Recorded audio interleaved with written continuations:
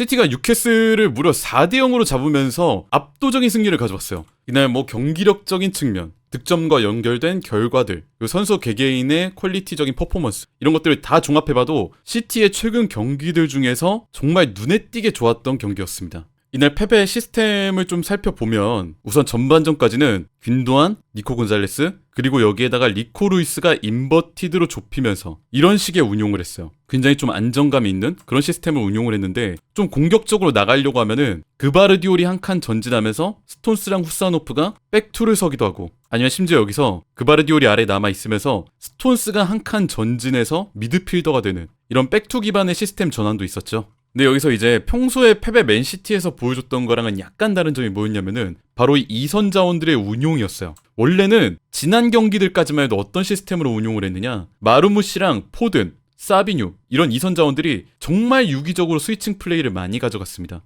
예를 들어서 포든이 바깥으로 빠질 때도 있고 마르무시가 안으로 좁힐 때도 있고, 또 이 와중에 마르무시가 바깥으로 빠지고 사비뉴가 안으로, 또 포든이 들어가고 사비뉴가 바깥으로, 뭐 이런 식으로 이 셋이서 유동적으로 포지셔닝을 변화를 가져갔어요. 근데 오늘 경기는 달랐던 점이 뭐였냐면은 과르디올라가 왼쪽에는 마르무시, 가운데 포든, 오른쪽에 사비뉴, 이런 식으로 스위칭 플레이 없이 각자한테 정확한 롤, 포지셔닝, 역할을 부여했다는 점이었어요. 마르무시는 그냥 왼쪽에, 포드는 가운데, 사비뉴는 오른쪽에 딱 정해진 포지션이 있어서 각자의 역할에 충실했습니다. 그래서 이 이선 자원들, 특히 양쪽의 윙어 마르무시랑 사비뉴, 사실 저는 이번 경기를 시티가 4대0으로까지 잡아낼 수 있었던 거는 이 양쪽 윙어들의 퀄리티랑 활약이 정말 컸다고 생각하거든요. 특히 이 마르무시가 전반전에 무려 3골, 해트트릭을 박으면서 시티의 승리를 견인했는데, 왼쪽 측면에서 단순하게 여기에만 머무르는 게 아니라 가운데로 깊이 들어오면서 중앙에서의 박스 타격, 특히 에데르송의 어시스트를 받았던 그 첫 번째 골은 정말 인상적이었습니다. 여러분 모두 아시겠지만 펩이 최근에 좀 어려움을 겪으면서, 특히 한 몇 경기 정도? 뭐 10경기? 굉장히 좀 어려움을 겪으면서 약간의 스타일적인 변화를 가져간 게 있거든요. 예전에는 이제 후방에서의 빌드업, 짧은 패스, 점유율 이런 거에 조금 고집이 있었다면은 좀 어려움을 겪고 나서부터는 롱볼을 섞기 시작했죠. 다이렉트한 축구. 뉴캐슬과의 경기에서는 그 롱볼이 정말 주요하게 작동했어요. 특히 어디서 그런 게 많이 드러났느냐, 에데르송 쪽에서 그런 롱볼의 효과가 제대로 나타났습니다. 시티를 상대하는 팀들이 전방 압박을 할 때 골키퍼를 압박을 잘 안 해요. 이렇게 들어와도 압박 자원들이 골키퍼 에데르송이 볼을 잡고 있을 때 에데르송한테 압박을 잘 안 가고 그 옆에 볼을 주려고 하는 자원들의 앞을, 그 길목을 막고 있습니다. 이게 그럴 수 있는 게, 원래라면은 에데르송 쪽에서 짧은 패스로 빌드업을 하는 그런 빌드업의 중심 역할을 하니까 애초에 에데르송한테 붙어봐야 다른 쪽에 공간만 열릴 뿐 에데르송이 패스하는 걸 막는 게 효과적이라고 판단을 하는 거죠.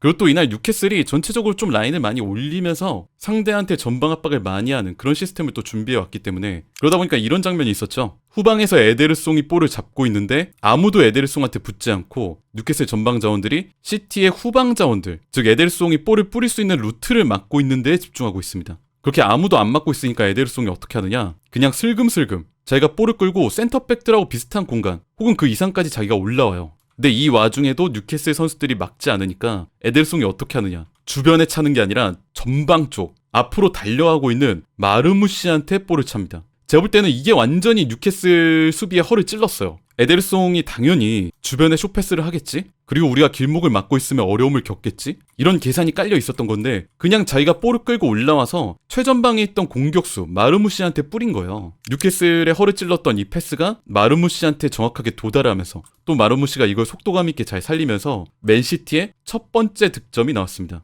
참 이게 뭐라고 해야 될까, 패배 축구에서는 잘 안 나오는, 그리고 잘 안 나왔던 그런 다이렉트한 축구의 교본이잖아요. 주변에 패스하는 거에 집착하지 않고 앞쪽에 침투하는 공격수를 1차 그 한 번의 패스로 전달을 해주겠다. 이 선수 오마르 마르무시.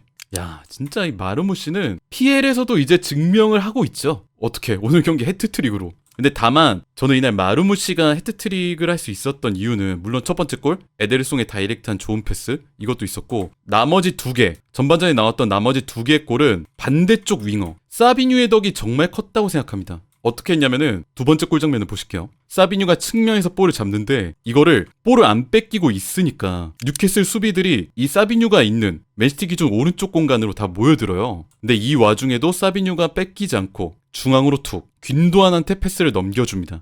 사비뉴가 뉴캐슬 수비들을 다 끌어가줬기 때문에 균도안이 넓은 공간에서 볼을 잡고 전진, 그리고 마지막에는 라인 브레이킹을 하면서 들어가는 마르무시한테 좋은 패스를 찔러주면서 마르무시의 두 번째 득점이 나올 수 있었죠. 이게 물론 가운데서 좋은 위치를 차지하고 있었던 균도안, 라인 브레이킹을 하면서 잘 들어갔던, 그리고 득점력으로 꽂아줬던 마르무시, 이 두 선수의 활약에 눈부셨지만은 그 기점, 그 처음의 장면, 상대 수비수들 전부 자기가 끌어가고 끝내 그거를 유지한 다음에 중앙으로 패스를 넘겨줬던 이 사비뉴의 플레이가 저는 정말 컸다고 생각해요. 그 다음 세 번째 골도 사비뉴의 지분이 컸습니다. 사비뉴가 오른쪽 측면에서 볼을 잡는데 여기 사비뉴가 돌파를 하고 들어가니까 뉴캐슬 수비가 1명, 2명, 3명, 4명, 무려 4명이 또 사비뉴한테 달라붙어요. 그러면서 당연히 오른쪽으로 수비 자원들이 많이 쏠리니까 가운데 어느새 중앙으로 좁힌 마르무시 쪽에 공간이 나 있는 걸 확인할 수 있죠. 여기서 사비뉴가 무리하지 않고 가운데 있는 마르무시한테 패스, 마르무시로부터 세 번째 득점이 터졌습니다. 이게 아까 두 번째 장면하고는 디테일은 다르지만은 기본적인 원리는 똑같잖아요.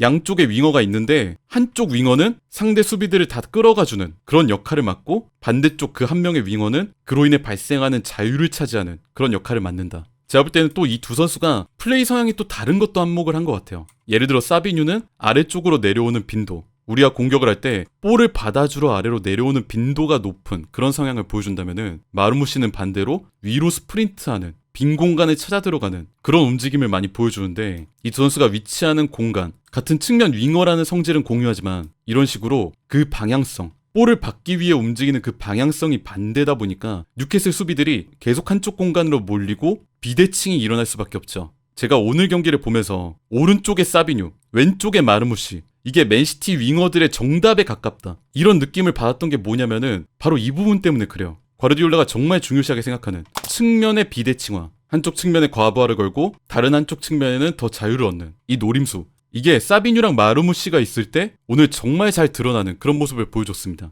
그리고 또 그 각자의 선수들이 플레이 성향상 그걸 또 커버할 수 있는 능력을 갖추고 있으니까 그게 더 위협적으로 드러나는 그런 게 있었죠. 그냥 솔직히 맛있다. 왼쪽 마르무시, 오른쪽 사비뉴, 참 맨시티 윙어들의 미래를 본 게 아닌가 싶어요. 그리고 뉴캐슬 입장에서 좀 얘기를 해야 되는데, 사실 오늘 하우가 조금은 이전에 강팀들하고 경기했을 때 나왔던 그런 전술보다는 좀 공격적으로 나온 경향이 없잖아 있긴 한 것 같거든요. 예를 들어서 어떤 부분 때문에 그러냐면은 예전에 다른 강팀들과 경기했을 때는 하우는 실점하지 않는 것을 제일 중요시하게 여겼습니다. 양쪽 선수들 모두 내려오고 이런 식으로 4-5-1 수비 대형을 만들면서, 아니면 5-4-1 수비 대형을 만들면서 일단 실점하지 않고 착실하게 막은 다음에 뭐 앞쪽으로 뛰어가는 이사크, 고든, 이런 선수들한테 기마랑이스가 롱패스를 다이렉트하게 뿌린다든지, 그러면서 속도 빠른 고든이나 중앙의 이사크, 이런 선수들이 득점을 노리는 이런 시스템으로 정말 유의미한 승리를 가져오고는 했는데, 제가 볼 때는 오늘 하우가 이런 시스템보다는 공격적으로 나온 게 맞는 것 같아요. 아까도 얘기한 그 장면, 에데르송이 볼을 잡고 있으면은 라인을 많이 올려서 이 후방 빌드업을 전방 압박으로 최대한 방해하려고 했던 이런 그림들, 제 개인적으로는 이게 하우가 맨시티 후방 빌드업이 불안할 것이다라는 그런 계산이 깔려 있었기 때문에 이런 압박 전술을 들고 온 게 아닌가 싶거든요. 아예 라인을 내리는 게 아니라 시티의 후방 빌드업이 불안하니까 우리가 적극적으로 나가서 압박을 하자,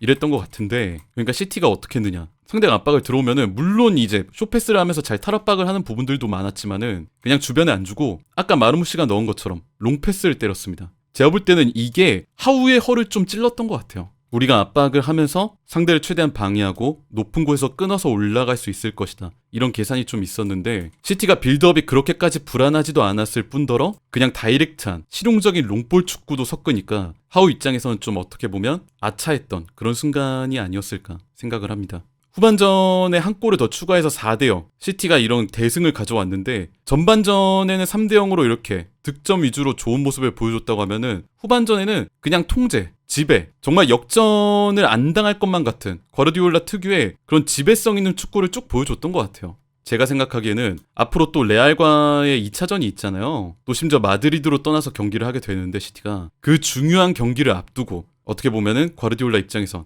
정말 최상의 시나리오, 대승을 거두고 선수들의 경기력을 올리고 시스템적으로 좋은 개선을 한 그런 여러 가지를 얻어갈 수 있었던 좋은 경기가 아니었나 싶습니다.